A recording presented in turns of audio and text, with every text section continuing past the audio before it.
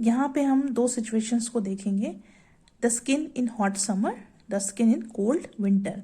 तो पहले हम देखेंगे डायग्राम को देखते हैं। डायग्राम में आप देखेंगे ये blood capillaries close to the surface, ये हेयर ड्रॉप है, ये एरेक्टर मसल रिलैक्स हो रही है, यहाँ पे मोर स्वेटिंग हो रही है। ठीक है, अब हम यहाँ देखेंगे कि surface blood vessels relaxed form में है, जिसकी वजह से जो कैपिलरीज हैं वो स्किन के एकदम पास में है। ठीक है, सरफेस में आपको दिखाई दे रहा है। इसकी वजह से क्या हो रहा है, स्वेट ग्लैंड्स बहुत ज़्यादा स्वेट को प्रोड्यूस कर रही हैं, जिससे स्किन को ठंडक मिल रही है क्योंकि इवापोरेशन हो रहा है सरफेस से। हेयर ड्रॉप हो रहा है अगेंस्ट द स्किन, आप देख रहे हैं हेयर नीचे की तरफ गिर रहा है। और ये क्यों हो रहा है, because of the relaxation of erector muscle. Erector muscle relax होती है तो हेयर ड्रॉप होता है, नीचे गिरने लगता है, जिसकी वजह से जो एयर है वो कम ट्रैप होगी और इंसोलेशन के लिए। ठीक है, तो less air will be trap for insolation, यहाँ पे कम हो जाएगा और शिवरिंग नहीं होगी। दूसरा देखेंगे the skin in cold winter. ठीक है, बहुत ठंडी जब होगी तो ब्लड वेसल्स कॉन्ट्रैक्ट हो जाएंगी, जिसकी वजह से जो ब्लड कैपिलरीज हैं वो स्किन से दूर हो जाएंगी। इसकी वजह से स्वेटिंग बंद हो जाएगी। हेयर जो है वो because of the contraction of erector muscle upright, यानी कि बिल्कुल सीधा खड़ा हो जाएगा। और जब ये स्ट्रेट खड़ा हो जाएगा तो ये क्या करेगा, ज़्यादा से ज़्यादा एयर को ट्रैप करेगा। ठीक है, जिसकी वजह से इंसोलेशन यहाँ पे प्रोवाइड हो जाएगा।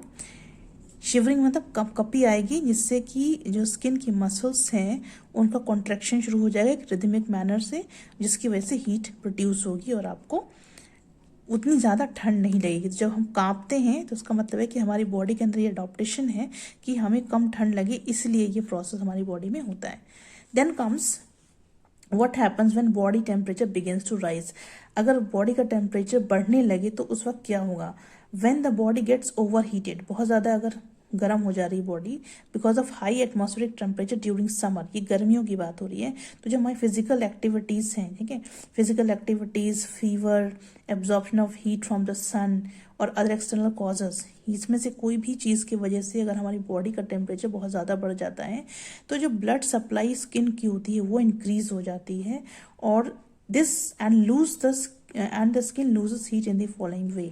तो इसकी वजह से जो है स्किन हीट को लूज करने लगती है। फिर से समझ लीजिए, जब बॉडी बहुत ज़्यादा ओवर हीट हो जाती है because of high atmospheric temperature during summer, एक ये रीज़न हो गया, दूसरा फिजिकल एक्टिविटी हो गया, तीसरा फीवर हो गया, और absorption of heat from the sun और other external causes.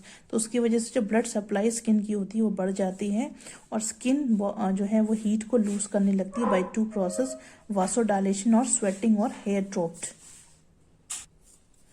First is vasodilation. इसमें क्या होता है कि ब्लड वेसल्स, जिसको मार्ट्रियोल्स भी बोलते हैं, जो स्किन के अंदर ब्लड वेसल्स होती हैं वो डायलेट हो जाती हैं, जिसकी वजह से ज़्यादा ब्लड उसके थ्रू पास होने लगता है।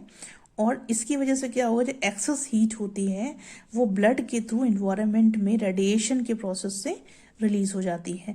देन सेकेंड है sweating. Rate of sweating increases and its rapid evaporation from the surface of skin removes excess heat from the body।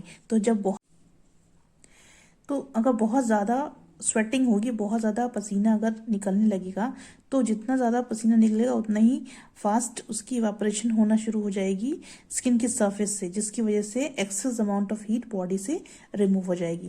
Then comes hair dropped. जब एरेक्टर मसल रिलैक्स होती हैं तो उस समय जो बॉडी के जो हेयर्स होते हैं वो ड्रॉप्ड कंडीशन में रहते हैं, लेकिन नीचे की तरफ गिर जाते हैं, स्किन की तरफ झुके हुए रहते हैं, जिसकी वजह से बहुत कम एयर जो है, या फिर कह सकते हैं कि बिल्कुल भी एयर ट्रैप नहीं होती फॉर इंसोलेशन। तो इसकी वजह से भी जो एक्सेसिव हीट है वो लिबरेट हो जाती है।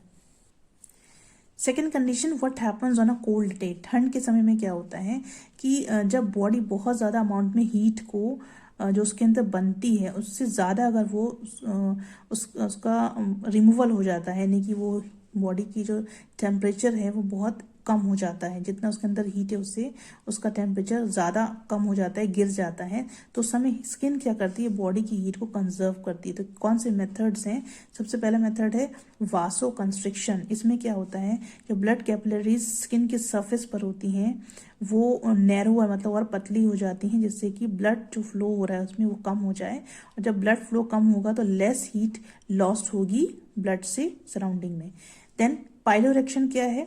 जब हेयर इरेक्टर मसल्स जो कि हेयर के बेस पे होती हैं, ठीक है, जब वो कॉन्ट्रैक्ट करती हैं तो हेयर को वो अपराइट पोजीशन में करती हैं, यानी कि स्ट्रेट कर देती हैं, जिससे कि जो हेयर है वो ज़्यादा से ज़्यादा एयर को अपने अंदर ट्रैप कर लेगा।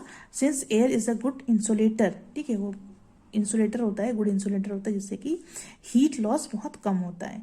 एक बार फिर से समझ लीजिए, the hair erector muscle at the base of the hair contracts, ठीक है, तो हेयर इरेक्टर मसल कॉन्ट्रैक्ट करती है, जो कि हेयर की बेस पे प्रेजेंट होती है।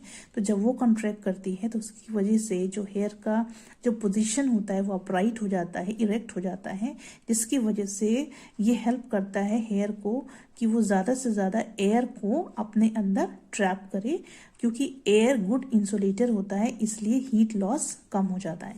Then comes shivering. शिवरिंग क्या है? To produce more heat in the body, ठीक है, बॉडी में मोर हीट को प्रोड्यूस करने के लिए शिवरिंग का प्रोसेस होता है।